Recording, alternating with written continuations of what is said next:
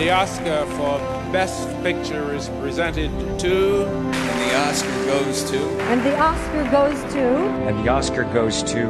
And the Oscar goes to... The Oscars. At best, it's film Twitter in real life. At worst, it's the death throes of a long obsolete format clinging to relevancy through audience hopes that nominees will compete in some type of Hunger Games Fortnite battle for the golden prize. But nonetheless, the Oscars remains as the pinnacle of any movie maker's heights. In most cases, we can at least acknowledge the Oscars to be a benchmark of what anyone could consider a decent release in the previous year. It's a showcase of what the Western world of cinema is paying attention to. It's not the clearest reflection of what we care about or the topics we are collectively interested in, but it is still a reflection that I think is important to take a look at every once in a while. And so for the first time in a long time, I took the time to watch every Best Picture nomination ahead of 2023's Academy Award show. Bad jokes and spoilers ahead. Like and subscribe and let me know something in the comments. You like me right now.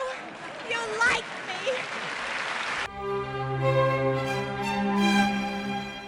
Triangle of Sadness follows a male model and his influencer girlfriend as they try to rekindle their relationship on a fancy yacht. It's a pretty funny movie and it feels like it's in the style of Wes Anderson's vignette storytelling, and unfortunately the lead actress in this movie, Shara Bedean, passed away a few months ago, and RIP, she really did a great job in this and definitely had a bright career ahead of her. There's not much I can say about this movie other than I did like it. It's kind of a weird genre that we're going through right now because it does follow these ultra rich people that are out of touch with society and juxtaposes that with the crew of the yacht they are on, and at times it feels like White Lotus the movie, but it's got Woody Harrelson in it, so whatever, it's good. I would say to watch this one with friends because it's genuinely a good time.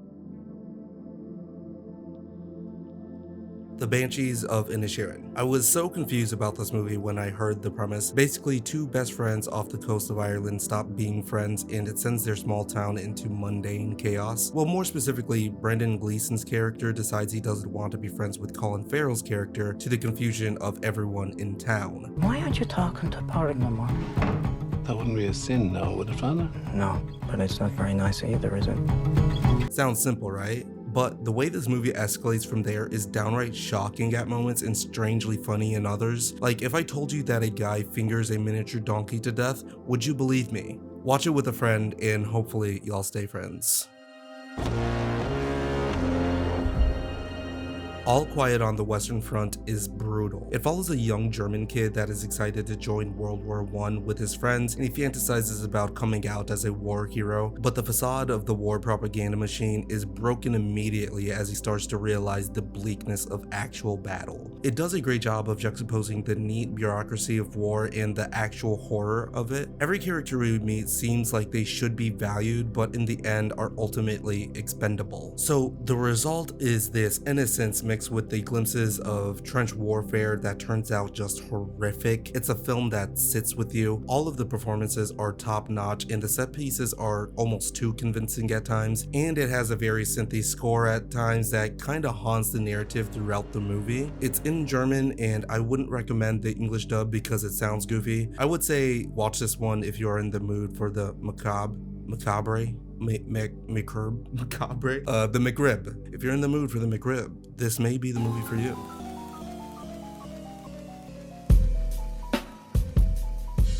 Is a subtle psychological piece that follows a famous composer, Lydia Tarr, played by Cate Blanchett. Lydia deals with the growing rumors that she's abusing her power and influence to manipulate her younger students or proteges. Out of all of the ones on this list, I was probably most excited to get to see this one because of all of the great things that I heard about it, but I gotta say, outside of Cate Blanchett's performance, this is absolutely the most boring movie on this list. The biggest problem is the runtime. My guy, it's 2 hours and 40 minutes, my guy. That's too long, my guy. So I thought I was getting a Black Swan meets Whiplash type of movie set in the world of classical music, and that got me hype as hell. And it sometimes achieves this, but only a few times sprinkled into this nearly 3-hour runtime. Oh, and it's one of those movies where the credits play in their entirety at the beginning of the film. It's not even a stylized credit scene, literally white text on a black screen for 5 minutes at the beginning of the movie. Fuck off with that, my guy. And while I think Cate Blanchett killed it in the role, Lydia Tarr is the worst, and being with the character for so long doesn't feel good. It's like if Whiplash was told through J.K. Simmons' Fletcher character, and it's just a brooding old dude for most of the time. After I watched this one, I was kind of confused, thinking I missed something, so I went and watched an ending explained video, ready to have my mind blown with all of the nuances and things I missed. But no, I caught everything they were laying down while watching, and maybe I would be impressed if it didn't feel like literally nothing is going on until after the first hour, and even then, that nothing turns into very little. Also, this movie is actually just a big teaser for the game Monster Hunter. This is a terrible movie. Watch at your own risk. The Fablements was honestly so refreshing. It's a fairly accurate retelling of Steven Spielberg's childhood through the character of Sammy Fablement and his family, the Fablements, and it follows his inspiration gained from the first movie he watched as a kid to shortly after high school when he was trying to get any work he could in the film industry. While we see all of these sweet moments that inspired Spielberg's filmmaking, the film is just as much about his parents and family. There's a certain care and delicate way the film is presented that only Spielberg could pull off. I don't know if you know this about Spielberg, but he can direct his ass off, and there's some genuinely hilarious and wholesome moments that I can't stop thinking about. Open your mouth and take the Spirit of Christ into you. And with Paul Dano featuring, it also adds a new twist to the "Does he know" meme. Watch this one with friends and family. Woman Talking is about a group of women discussing their options after they find out that the men in their commune have been abusing the woman in the most disturbing way. When they find out what is happening, most of the men in the commune go and bail out the abusers, and the women have a chance to discuss what they should do next. Should they leave? Should they stay and fight? Or should they do nothing? They have one man there taking the notes of their meeting and providing some input on the surrounding world, because the women of the commune were never taught to read or really anything outside of scripture. So it adds a really good dynamic. I feel like it's very much a bottled movie in the style of 12 Angry Men. It has some pretty amazing performances by Claire Foy, Rooney Mara, and Jessie Buckley. It is a very heavy film, but catches you off guard with brief moments of levity and a semi-plot twist that kind of broke my brain around midway through. It's only an hour and a half and well worth the time spent, and learning that it's based on true events is all the more haunting. I would say watch this movie alone for the benefit of contemplation, but also be ready for the heavy subject matter. Good morning, Aviators. Top Gun is easily the most generic movie concept on this list by far, but there's something about it that holds so much charm and excitement that I'm kind of upset at myself that I never caught this one in theaters. It's the sequel to a 1986 Top Gun movie and follows Tom Cruise as he trains the next generation of pilots for a miracle mission that is basically ripped straight from the Star Wars trench run, and it completely works. I actually love this movie. I remember last summer when this was blowing up and I was like, yeah, sure, I'm going to go see a remake of a military propaganda movie, and now I'm like, damn, I watched this movie 4 different times since it came to digital, and you know Tom Cruise is going to die making movies for us, right? Every other actor in this film was just filmed in the backseat of these jets, but Tom was like, nah, let me fly this thing for real. If you haven't watched this one, I would say watch it with some friends and have some fun with it. I honestly can see how this one made $1 billion and became the highest grossing movie of the year. Well, it was the highest until...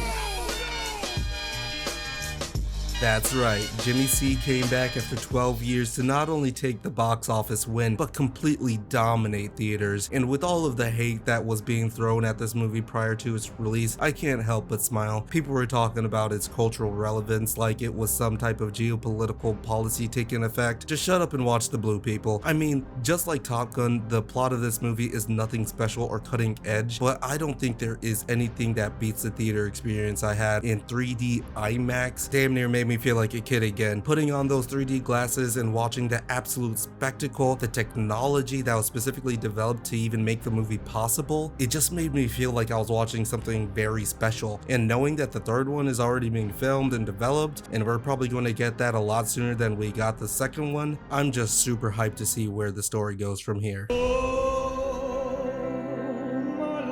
Elvis, Elvis, Elvis. I was actually not going to watch this movie even after I decided I was going to make this video because honestly, who gives a fuck about Elvis? But after making it through everything else on this list, I said why not? And you know what? After watching it, I feel the exact same way. This movie's whack, y'all. It's really not a good film. In particular, the editing is extremely strange in this movie. The whole thing feels more like a montage than an actual coherent narrative. The movie is mostly told through the perspective of Elvis's business partner and manager played by Tom Hanks, and Tom's performance here is so weird and out of place, and guys, it's kind of hard to imagine what the hell they were thinking. I love Tom, but this is just not it. Along with the editing, the effects seem to be very CGI heavy in the most unnecessary way. Each transition seems to be accompanied with a weird After Effects glow that doesn't seem to match the 50-60 style of the other elements in the movie. And damn, I know I'm going in on this movie, but I also noticed with its weird editing style, there's some weird music choices too. Like every time Elvis would go visit the black side of town or walk up on Bill Street or something, all of a sudden it would start playing Doja Cat or Denzel Curry, which is weird, right? Why do that? Like, movie, don't do that. I am honestly surprised that this one is even an Oscar nomination. I'm surprised that it got the nomination ahead of something like Babylon, because I feel like Babylon is indulgent and stylized, but like at least it's saying something and there's really some gem moments in that movie. With this one, it is just all over the place and I did not like it one bit. Don't watch this one, watch it with no one. I am paying attention. Everything Everywhere All at Once is the movie, easily my favorite one on this list. It stars the brilliant Michelle Yeoh and features a legendary return to acting by Ke Huy Quan, and on the surface level, it almost seems like just another superhero action movie, but then it delves into these themes like generational pressure and depression that actually hits. It introduces some mind-bending concepts alongside stellar performances from everyone in the cast. I'm not kidding when I say that I laughed, I cried, it made me go, whoa. And to its namesake, it made me experience all of those emotions all at once. In a time where Marvel is going through this multiverse saga, it's kind of impressive that this movie accomplished so much that Marvel just can't. It almost feels like it was crafted by the limitations of the budget. Consider it was made by two guys that got their start making stunt films for YouTube. Consider that the VFX was mostly handled by a team of 5 people and still manages to look way better, and most importantly, it manages to look more interesting than basically anything that has come out of the MCU since Endgame. I remember the first time watching this going into it blind and being absolutely blown away. So that's all I'm really going to say about it because I really want more people to check this one out. I can't stop showing my friends this movie. Everything Everywhere All at Once definitely deserves the flowers it's been getting lately, and I really hope this one wins for the sake that it is so contrary to what we have been led to believe is a Best Picture worthy movie. Watch this with anyone. There we have it. Those are the 2023 Best Picture nominations. Some are absolutely great, some are complete head scratchers, but like I said before, it's best to consider this list and most Oscar nominations as just a benchmark, because you know what is not on this list? Every other movie. Like honestly, go watch Babylon before watching Elvis, go watch Puss in Boots before watching Tar, go watch indie films that will never get the recognition even if they are great. Like and subscribe and I'll get us all some McRibs.